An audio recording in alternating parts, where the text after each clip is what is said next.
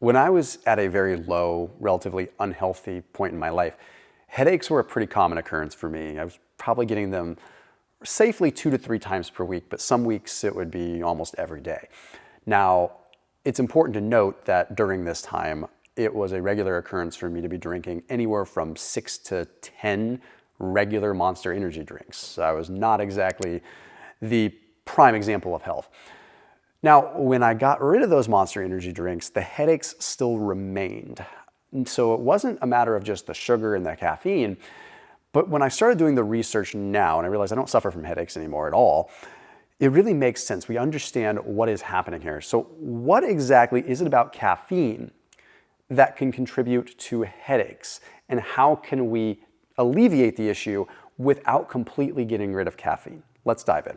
After today's video, I popped a link down below for Hiya Kids Multivitamins.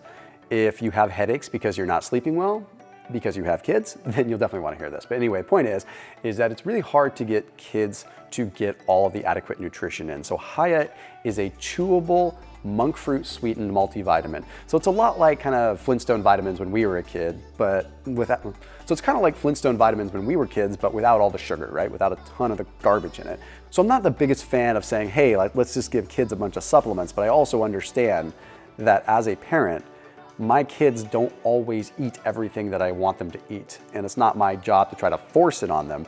But if they can develop a healthy ritual that gets them something nutritious and gets them a little bit of the additional vitamins they might need, I think I'm doing a good service. Plus my kids love them, they're fun, and I end up probably eating more of them than my kids do because they're really good too. So anyway, that link down below will save you 50% off your first order with Hiya. So 50% off using that link down below in the description. I want to talk about the relationship with caffeine and headaches by talking about a study that was published in Human Brain Mapping. What was cool about it is it actually looked at MRI scans of the brain in subjects that were consuming caffeine or not consuming caffeine. So what they did is they took 3 different caffeine consumption groups. People that typically consumed about 45 milligrams of caffeine, that's about a cup of green tea or so. People that typically consumed about 400-ish grams or milligrams of caffeine, and people that consumed 950 milligrams, so a lot of caffeine. So what they did is they put them into 4 groups, 2 caffeine groups and 2 abstinence groups. And they monitored via MRI what happened with their brains. So they gave some of them 250 milligrams of caffeine and some of them placebo. What they found is that whenever there was abstinence from caffeine, there was greater cerebral blood flow. Or in other words, whenever there was caffeine, there was 27% less blood flow to the brain.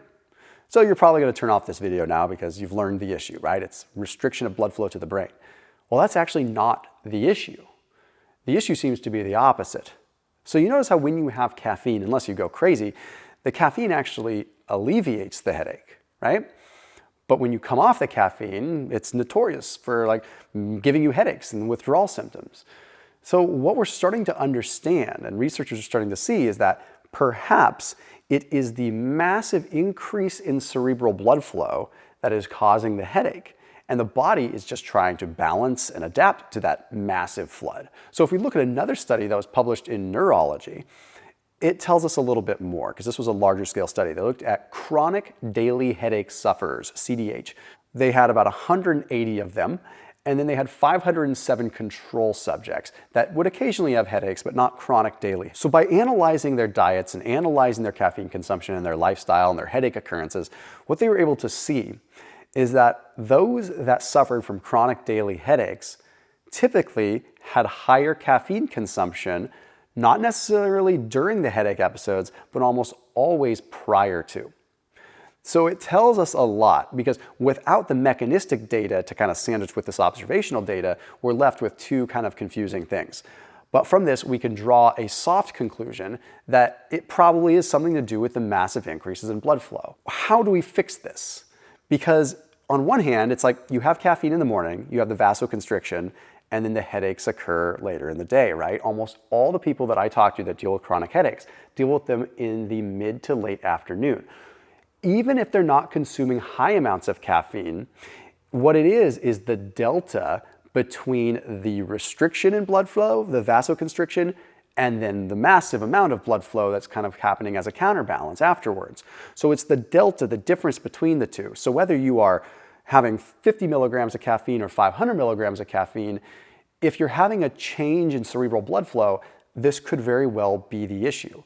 So how do we counterbalance this? Well, I don't think that while having caffeine in the equation, we're going to completely get rid of the situation.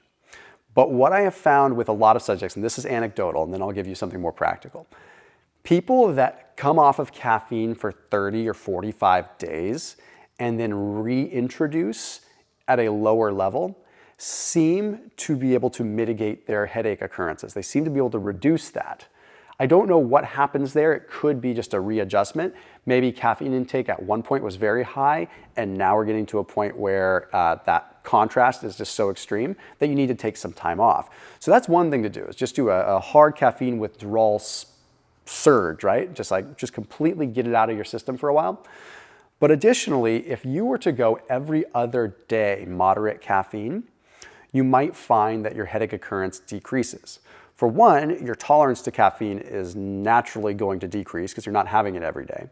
But for two, if you are having this issue of going on caffeine and then coming off, you're simply reducing the amount of times you go up and down. So you're reducing these surges in vasoconstriction and cerebral blood flow, vasoconstriction, cerebral blood flow. And if that is the change that's causing the problem, by going every other day, you solve a lot of that, or at least cut your headache occurrence in half, right? Now, there's obviously a lot more going on.